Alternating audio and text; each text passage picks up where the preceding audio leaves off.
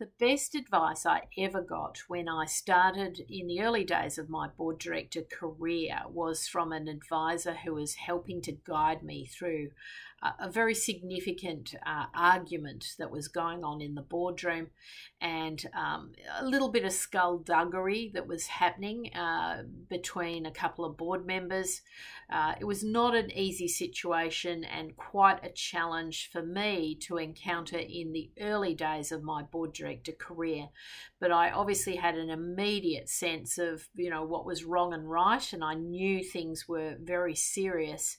And so I went about a process of securing, as much advice, particularly legal advice, as I could about the circumstances that I was finding myself in and how best to handle that situation. And so I was given a really good roadmap, as to how to deal with the situation and what my legal obligations were, because I was very concerned about that aspect. And, I just needed the right information to guide me through the scenario.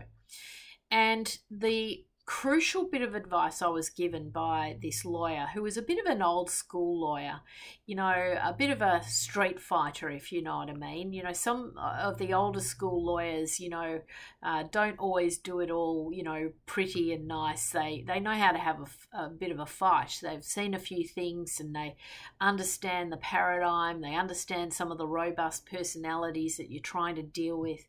And, his advice to me was, go back into that boardroom and be, frank and fearless. Don't worry about any favor, trying to, be popular. Just be absolutely down the line with where this needs to go in terms of your responsibilities, the board's responsibilities, the director's responsibilities.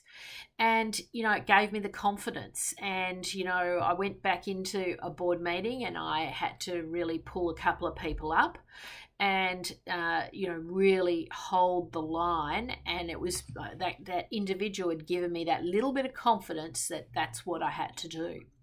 And so I think you'll all encounter, I'd be very surprised if throughout your board career journey, and even for very experienced business executives, you're going to come across a set of circumstances at some point in your board career where there's something not quite right and you've got to try and pull it up.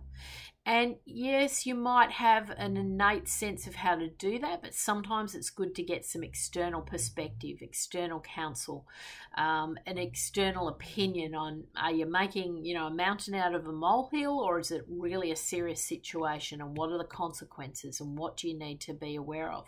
And to come up with a strategy for how to handle that and go forward.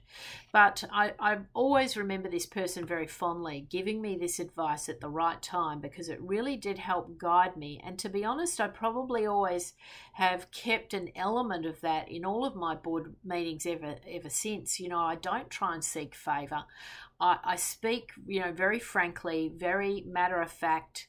I, have no fear of what I'm saying. I'm really able to now, communicate very clearly in all circumstances.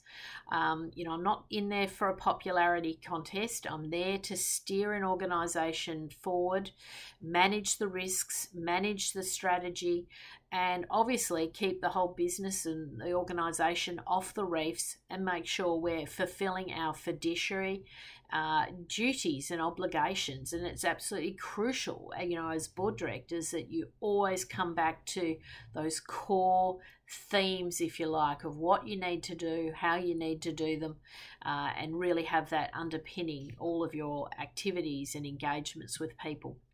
So keep that in mind, and the next time you're in a bit of a tricky situation, always remember to get the right advice, because that could really make the difference to helping you handle that situation with true professionalism and in the best possible way to achieve the right outcomes.